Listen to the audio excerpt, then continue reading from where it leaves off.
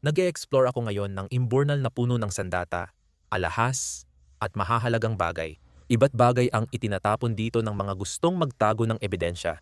Susubukan naming kunin ang kaya, at kung kailangan, isusuko ang ilan sa pulisya. Tara na sa kanal ng imburnal at tingnan ang makikita natin. Habang naglakad ako sa imburnal, alam kong delikado ang araw na ito. Sa alam ko, walang magandang mangyayari sa lugar na maraming caution tape. Mas marami akong nakitang caution tape at basyo ng bala sa imburnal na ito kaysa dati na nagpapakitang kakaiba talaga ito. Sa palagay ko, 2 hakbang pa lang ako, pero natapakan ko na agad ang isang palakol. Totoong palakol ito. Tara, oras na ng sandata ng pagpatay. Paano malalaman kung sandata ito? Titingnan ko lang ba kung may dugo? Walang dugo, kaya sa tingin ko, pwede ko itong kunin. Hindi ako sigurado kung nasaan ako o paano napunta rito. Pero may nakita akong printer. Printer yata ito. Ah, oo nga, printer nga. Diyos ko, kailangan ko nang bumalik sa opisina, late na ako. May opisina talagang ninakawan ng laptop. Grabe, yan na ang pinakamalaking laptop na nakita ko. Parang television na talaga yan. Bukas ito. Bro, parang nabasag ko. Siguro hindi ito laptop, parte lang ng printer. Ako at si printer ay may natuklasang kamangha-mangha. Tumalon ako sa troso na to at may nakita akong telepono. Isang lumang drug burner phone. At katabi nito, may daimapad, may nanakawan dito. Sira ang telepono, pero gusto kong subukan kung gumagana pa ang keycard. Pagbalik natin, research ko ang lugar. Dorking, hindi na.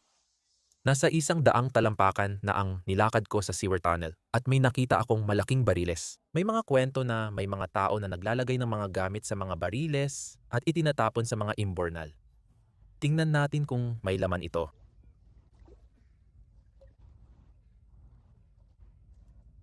Mabubuksan ko na. Mabigat to. Kung igulong palabas, mailalabas natin. Sa tingin ko may laman. Baka ako malas. May 4 na talampakang buwaya dito at uwi akong wala ng braso. Sige, nailabas na natin ng kalahati. Pare, tingnan mo ang graffiti dito. Maayos ang marka dito. Siguradong astig ang laman. Bro, may acorn ba rito? Oo, meron nga. Parang bilyong acorn ang lumalabas dito. Sa tingin ko, pagmamay-ari ito ng isang ardilya. Mabaho at ang daming acorn na lumalabas. Sa tingin ko, wala namang kayamanang makikita dito. Pero hindi mo rin masasabi. Malapit ko na siyang makuha. Kung igugulong ko ito pataas, mailalabas ko na. May laman na ba ito sa ngayon? Wala, puro itim na tubig lang. Harv! Kadiri naman. Wala man lang kayaman dito. Teka, parang may nakita akong hawakan ng baril. Tignan mo, may baril talaga. Huwag mong hilahin pabalik.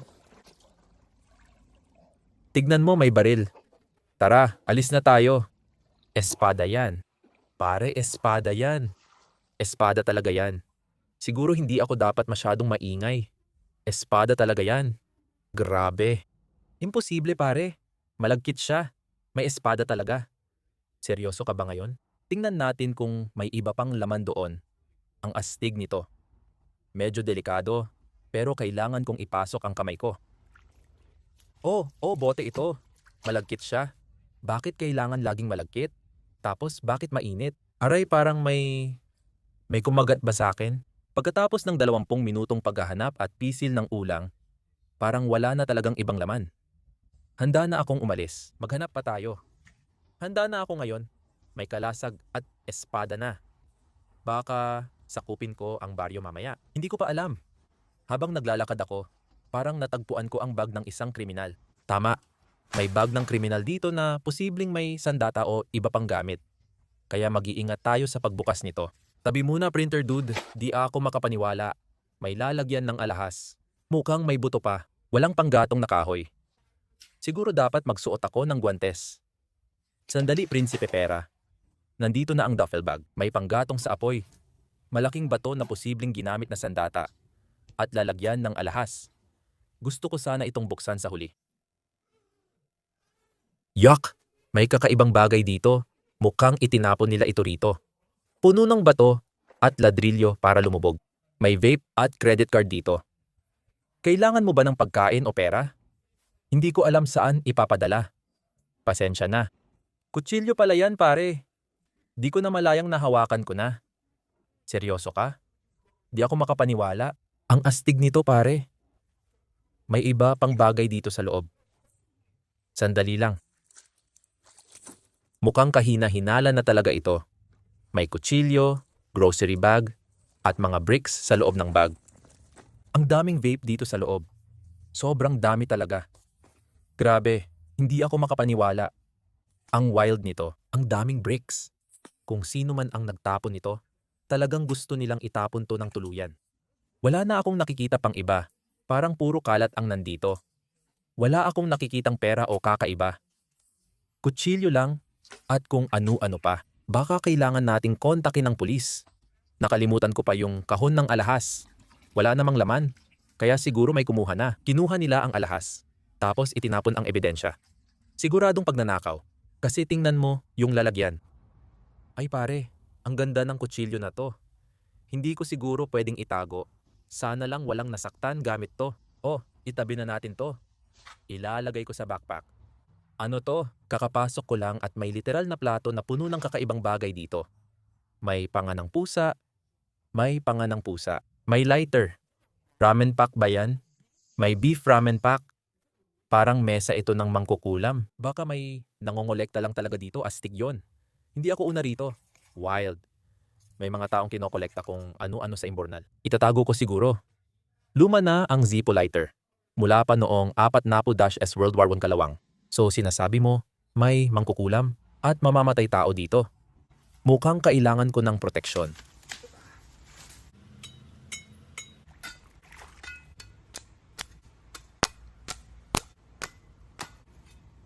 Di ko na kailangan ito. Dahil sa bagong poking stick na imbento ko, kampante na akong maglakad sa mapanganib na imbornal.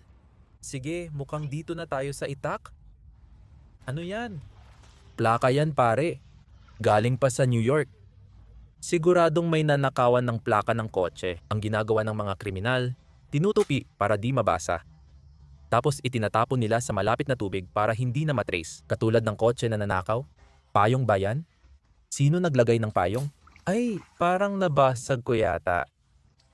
Feeling ko, nasira ko na talaga. Akala ko para sa tubig ang mga payong. Pero wala pala itong silbi. Habang naglalakad ako, napansin ko ang isang sobrang liwanag na bagay na walang lumot. Kaya pinulot ko yon tapos binitawan ko ulit kasi may mga barya. Seryoso, tingnan mo to. May mga barya. May pera sa loob niyan. Sa tingin ko pera yon o kaya mga token or kung anuman. Wala ring kalawang yan kahit kaunti. Parang bago talaga. Bago pa lang yan dito. Sa palagay ko, luma siyang coin purse o alkansya na itinapon lang dito. Dalhin natin to sa pampang. At tingnan natin ang laman. Mukhang may tornilyo dito sa likod na kailangan nating buksan para makita ang loob. Ay hindi, kaya ko itong tanggalin gamit kamay ko. Mga pare, hindi pa ito matagal dito. Tingnan nyo, kintab pa lahat ng pera sa loob. Pangako, hindi ako ang naglagay nito dito. Tingnan nyo, puro sentimo lang. Lahat puro sentimo. Bago lahat, bagong sentimo pa ng Canada. Totoong nakabaong kayamanan ba ito? Niloloko nyo ba ako? Puno ng kamanghamanghang bagay ang imburnal na to. Hindi ka panipaniwala. Sentimo lang ng sentimo. Naglakad-lakad kami sandali. Tapos malas. Natapakan ko pa susi ng kotse ng iba. Malamang ninakaw ito. At itinapon dito. Siguro hindi nila alam nasaan ang kotse. At hindi naman sila maglalakad na may susi ng ibang kotse. May maliit na espesyal na kutsarang pangluto, alam mo na. May sunog-sunog pa sa gilid. Astig, may nahanap akong pitaka ng tao sa ilalim ng sanga ng punong ito. O, wala nang laman. Pero pitaka talaga ito ng taong nanakawan at itinapon dito. Habang may kumpiyansa akong naglalakad sa imbornal, di ko alam ang delikadong matutuklasan. Bangkay ba iyon? Nakakita ba ako ng bangkay? May nanakawan, may droga, pantalon, at sombrero dito. Grabe pare, totoo ngang may nanakawan. May nanakawan talaga. Di yan ang iniisip ko. Mga tol, isa na namang maleta to. Yung isa, mga 500 talampakan doon.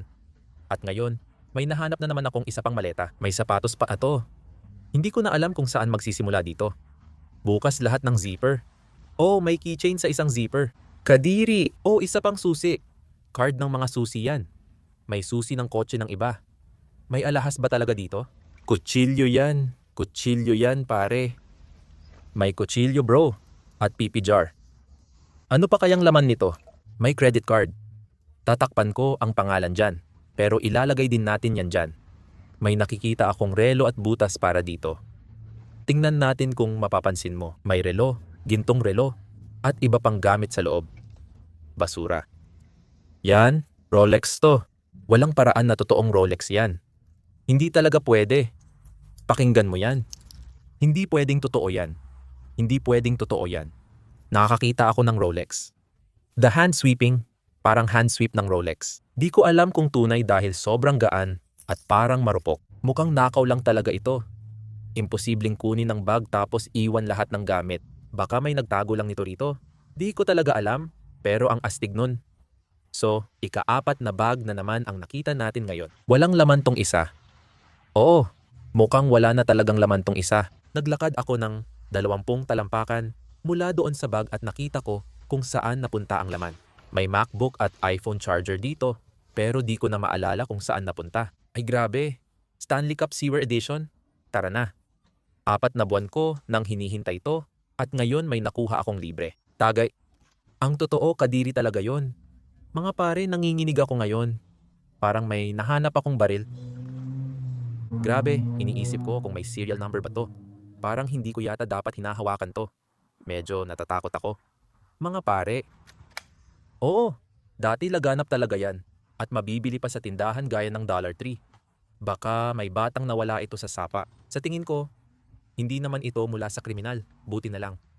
Ano kayang tsansa nun? Susi ng kotse sa tabi ng rim? Uy, teka lang. Di gumagana pare. Parang 5 na bagong kotse ko.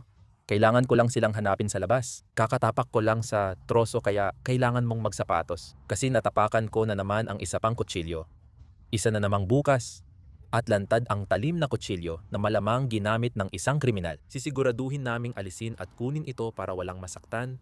Delikado rin ang higanting sandok sa pagluluto na hindi na pag-uusapan.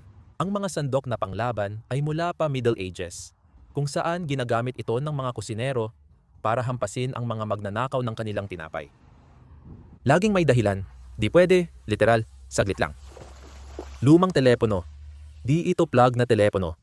Para talaga itong totoong telepono ng isang tao. Tinitingnan ko at parang nabubuksan ang likod ng case. Suriin mo kung gaano ka kapal. Akala ko battery case ito. Mukhang gumana yon. Ay, hindi ko pwedeng ipakita yan. May credit card at identification dito sa loob. Pwede nating itong isauli sa may-ari. Kung kilala mo siya, mag-comment sa ibaba. Ano ito? Panibagong plaka na naman. Siguradong pinili lang ito ng isang tao rito matapos magnakaw ng kotse. Nakarehistro pa ito noong 1974. Malamang ninakaw ang kotse na ito. At ang plakang ito ay nandito na siguro ng halos 30 taon. Kung sayo ang plaka na ito, pasensya na. Pakiramdam ko parang nakakuha ako ng 3 kahilingan. Kukuskusin mo lang, di ba, Aladdin? Sana yung Rolex na nahanap ko ay totoo at hindi peke mula sa China. Pakiusap at salamat. Parang wala namang nangyayari. Kalakal. Malakas ang ulan, pero nakakita kami ng maraming kakaibang bagay. Eksakto sa inaasahan ko ngayong araw. Tapusin na natin at ipakita ko sa inyo ang mga nahanap ko. 6 na oras akong nag-explore sa Imbornal. At ito ang mga astig na bagay na nakuha ko. Maraming gamit akong nakita, tulad ng kutsilyo, relo, at nakaw na cellphone. Iuulat namin ang mga ito sa pulis. At kung may magagamit sila bilang ebidensya, ipapadala namin. Sobrang saya ng araw na ito. Babalik agad ako para makita kung ano pa ang mahahanap ko sa mapanganib na Imbornal na ito.